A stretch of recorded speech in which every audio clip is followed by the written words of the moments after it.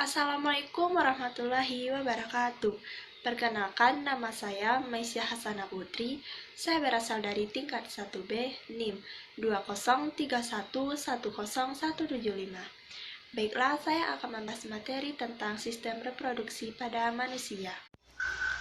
Sebelum kita mempelajari tentang organ reproduksi manusia, sebaiknya kita harus tahu apa itu reproduksi.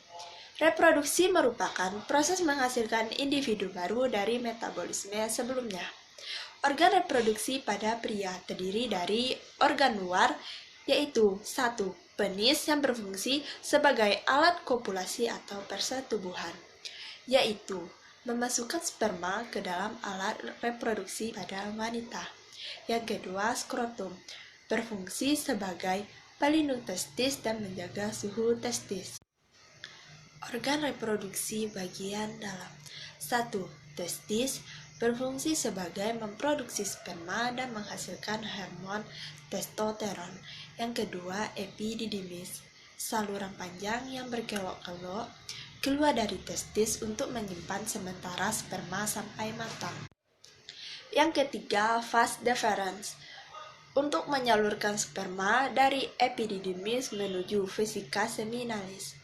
Yang keempat, uretra, merupakan saluran untuk mengeluarkan urin.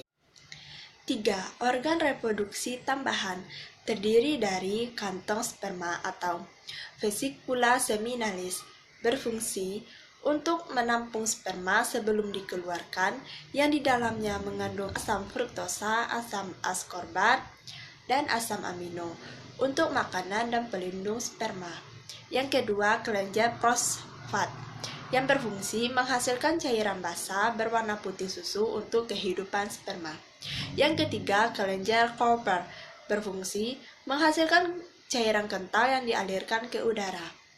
Pembentukan sperma atau spermatogenesis dimulai dari spermatogonium atau diploid menuju ke spermatosit primer atau diploid menuju ke spermatosit sekunder atau haploid menuju ke spermatid atau haploid, kemudian menghasilkan sel sperma atau haploid.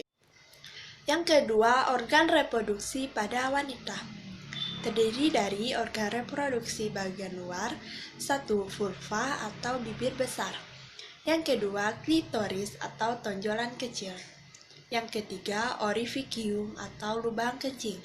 Yang keempat, himen atau selaput yang mengelilingi lubang vagina. 2. Organ reproduksi bagian dalam. 1. Oviduk atau tuba falopi, berfungsi untuk menyalurkan sel telur ke uterus atau rahim. Yang kedua, ovarium, berfungsi untuk memproduksi ovum atau sel telur dan hormon strogen dan progesteron. Yang ketiga, infundibulum tuba, merupakan ujung oviduk yang berfungsi untuk mengangkat ovum dari ovarium. Yang keempat, ada uterus atau rahim, merupakan tempat berkembangnya embrio. Yang kelima, vagina, sebagai alat kopulasi wanita dan sebagai jalan keluar bayi pada proses kelahiran. Oogenesis merupakan proses pembentukan ovum atau sel telur yang terjadi di dalam ovarium. Proses pembentukan oogenesis dimulai dari oogonium atau diploid, kemudian oosit primer atau diploid, menuju ke oosit sekunder atau haploid, menuju ke badan kutub 1 atau haploid, kemudian membentuk ootit atau ovum. Penyakit pada sistem reproduksi manusia. 1. AIDS atau Acquired Immunodeficiency Syndrome. Acquired berarti diperoleh, immunodeficiency berarti kekebalan yang rapuh, dan sindrom berarti penyakit. Sehingga pengidap AIDS mudah sekali terserang penyakit yang berbahaya. AIDS disebabkan oleh virus yang diberi nama dengan HIV atau Human Immunodeficiency Virus. Virus ini menyerang sel darah putih tertentu, di mana sel darah putih berfungsi sebagai sistem kekebalan tubuh, yaitu menangkai infeksi atau serangan penyakit terhadap tubuh. Yang kedua, kencing nanah, disebabkan oleh bakteri Neisseria gonorrhea.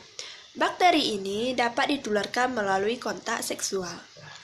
Penderita gonorea akan merasakan sakit pada saat urinasi. Kadang-kadang, urin mengeluarkan nanah. Jika penderita gonorea tidak diobati, maka dapat merusak saluran reproduksi, yaitu saluran sperma pada laki-laki, saluran tuba falopi pada wanita, sehingga dapat mengakibatkan kemandulan.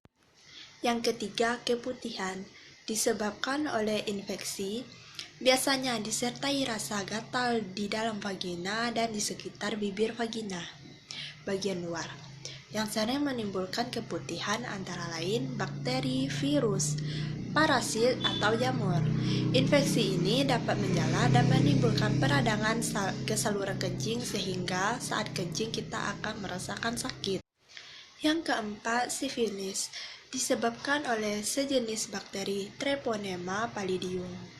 Bakteri ini biasanya ditularkan melalui kontak seksual. Namun demikian, bakteri ini juga dapat ditularkan melalui cara lain. Misalnya, bayi yang dilahirkan dari seorang ibu yang penderita sifilis, penyakit ini akan ditandai dengan adanya luka pada alat kelamin. Jika tidak segera diobati, maka dapat merusak sel otak, melumpuhkan tulang, atau merusak jantung dan pembuluh darah pada bayi tersebut.